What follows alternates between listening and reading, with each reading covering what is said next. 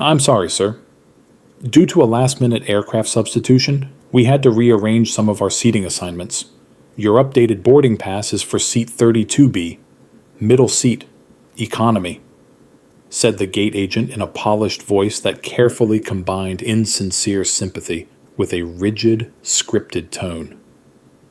Colonel Thomas Tom Callahan, 85 years old and a Medal of Honor recipient, glanced down at the fragile new ticket in his hand, then back to the original. A confirmed first-class seat. There must be some error, he murmured. This ticket was booked and confirmed months ago. The agent shrugged, impassive. These changes happen. You're now assigned to 32B 8 minutes later. As Tom sat quietly at the crowded gate, a sudden stir broke out. The CEO of the airline, looking flustered and pale, was seen hurrying toward gate C12. If you believe true honor deserves better than a cramped middle seat, type respect below. Colonel Callahan wore his 85 years with understated grace, often rendering him nearly invisible in chaotic airports. His posture was slightly stupid from years of service-related injuries, but his eyes still held a spark, a quiet intelligence and steadfast will forged in war. His appearance was modest, comfortable slacks, a neatly pressed shirt, and a well-worn sports jacket. Hidden in his wallet, nearly forgotten, was the citation accompanying the Medal of Honor he'd earned for acts of selfless bravery during a harrowing battle in Vietnam, repeatedly risking his life to pull wounded comrades to safety and inspire his besieged unit. He rarely spoke of it, preferring to honor those who never made it back. Tom was headed to Washington, D.C., invited to a special White House ceremony recognizing Medal of Honor recipients.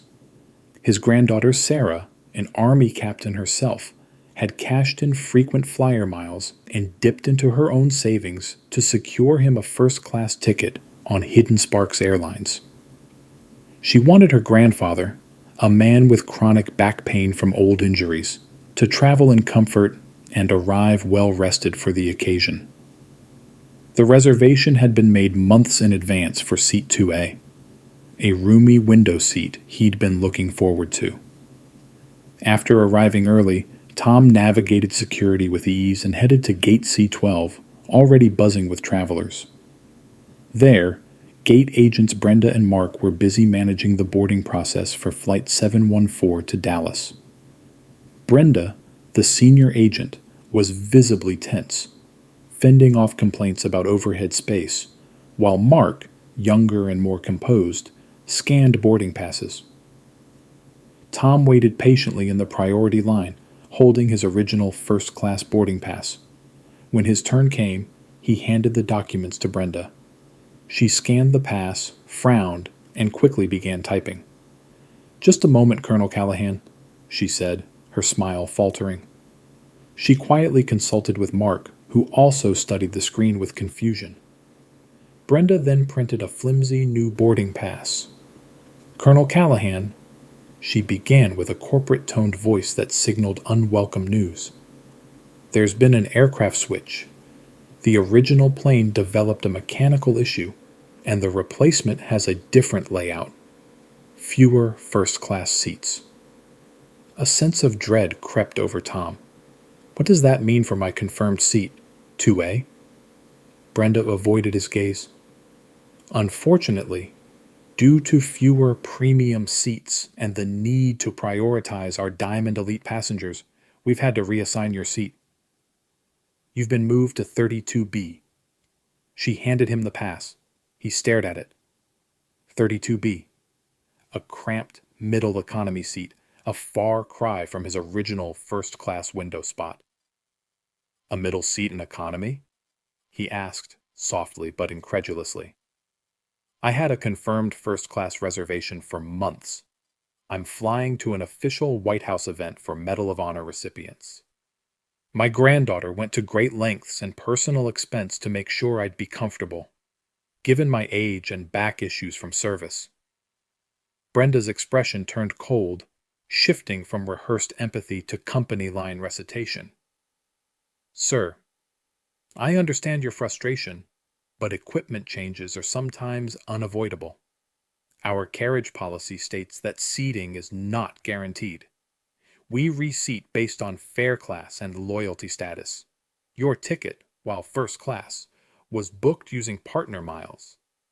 That places it behind full fare Diamond Elite members when involuntary reseating is necessary. Mark looked uneasy beside her, clearly uncomfortable but silent under Brenda's withering glare. So, none of that matters? Tom asked quietly. Not my confirmed ticket, not my travel reason, not my age, not the fact I'm a Medal of Honor recipient, which is noted on my TSA pre-check. Brenda blinked, a flicker of something. Surprise, perhaps, crossing her face. Sir, many of our passengers have distinguished military records. Our system ranks seating based on fare and loyalty status. 32B is the best we can offer under these circumstances. You may request a partial fare refund after travel by contacting customer service. There was no apology, no effort to find a solution, just a cold policy. Tom didn't argue. He'd seen rigid bureaucracy fail people in far worse situations, but the disregard stung, not just for himself, but for the honor he carried. I see, he said softly. Taking the new pass, he stepped away and found a seat near the window. A heavy sadness settled in. It wasn't about first class. It was about dignity, respect, and being seen. As he sat watching first-class boarding announcements scroll across the screens, Tom remembered something Sarah had said. Grandpa, Hidden Sparks has a special Heroes Liaison desk for veterans. If anything goes wrong, call the number. It bypasses regular channels. He'd brushed it off. But now, with nothing to lose, he pulled out his wallet and found the card. He dialed. The call was answered quickly, not by a machine, but by a calm human voice. Hidden Sparks Heroes Liaison. This is David. How may I assist? Tom explained his situation calmly and factually. Medal of Honor recipient, confirmed seat 2A, downgraded to 32B at the gate due to an aircraft change with no consideration given to his circumstances. David listened attentively. Colonel Callahan, please confirm your reference number and current gate. Tom provided the details. One moment, sir. After a pause filled only with keyboard clicks, David returned. Colonel, I see everything here. On behalf of Hidden Sparks, please accept our deepest apologies. The aircraft change was real, but the handling of your reseating violated our protocol for distinguished service members. This is being escalated immediately. Please remain at gate C12. Someone will be with you shortly. Tom wasn't sure what to expect. Escalated often meant little. He closed his eyes and waited. 5 minutes passed, then 6. Boarding for the economy began. Exactly 8 minutes after ending the call, a sudden commotion broke out. A small, fast-moving group rushed through the terminal toward gate C12. Leading the charge, face pale and sweating, was Edward Sterling, the CEO of Hidden Sparks Airlines. Alongside him were 2 senior vice presidents and his assistant speaking urgently into a headset. They pushed past the crowd, ignoring the boarding line. Where is he? Sterling asked tightly. Where is Colonel Thomas Callahan? Brenda pointed with a shaking hand. There, by the window, sir. Sterling hurried over and composed himself. Colonel Callahan, he said, leaning slightly. I'm Edward Sterling, president of Hidden Sparks Airlines. Tom opened his eyes. Sir, please accept my most sincere and humble apology for the unacceptable way you've been treated. There's no excuse. The reseating mishap was a complete breakdown in protocol and decency. It never should have occurred. He gestured back toward the podium. Brenda and Mark stood frozen. We only became aware minutes ago, thanks to our Heroes Liaison Desk. This is not how we treat veterans, especially not Medal of Honor recipients. He took a breath. Flight 714 will be held at the gate. We're rearranging the first-class cabin immediately. If it requires removing one of our executives, or even myself, so be it. You will fly to Washington with the honor and comfort you deserve. Also, your entire trip and any future travel you or your granddaughter take with Hidden Sparks will be fully complimentary, top-tier service for life. It's the very least we can offer. Tom nodded quietly. Mr. Sterling, I appreciate your personal attention. It's not about the seat. It's about the principle. The respect, Sterling said, nodding. And that's where we failed you today. Miserably. Turning to his VPs, Sterling ordered, ensure Colonel Callahan is seated in the best seat available and personally escorted. Reconfigure the cabin if needed. He then turned coldly toward Brenda. Agent, you and I will be having a very serious discussion, in my office, about what Heroes Liaison actually means.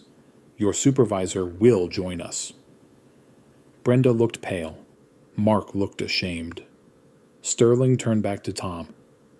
Colonel, is there anything you need right now? Coffee? Water?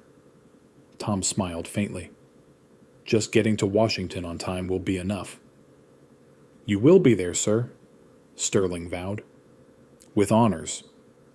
Colonel Thomas Callahan was escorted onto Flight 714 and seated in 1A, thanks to a volunteer who gave up their seat. He was treated with reverence the entire flight. What happened at Gate C-12 became legend at Hidden Sparks. The Callahan Protocol was created. All Medal of Honor recipients or distinguished veterans receive immediate executive attention if problems arise. Brenda and her supervisor underwent retraining and were later reassigned. Mark was commended for reporting concerns. Though Hidden Sparks was criticized for the initial error, its swift and sincere response earned respect in military and veteran communities. Tom made it to the White House rested and dignified. He never told Sarah about the incident, not wanting to spoil her gift. But Sarah heard whispers. Grandpa, are you okay? I heard there was an issue with the flight. Tom chuckled. Just a bit of turbulence at the gate, sweetheart. Nothing a few good people couldn't fix. Because sometimes all it takes is one calm call, one decent voice, and the quiet dignity of a hero to remind even giant corporations what true respect really means. Subscribe to Hidden Sparks if you believe heroes should always fly first class. And accountability should land fast.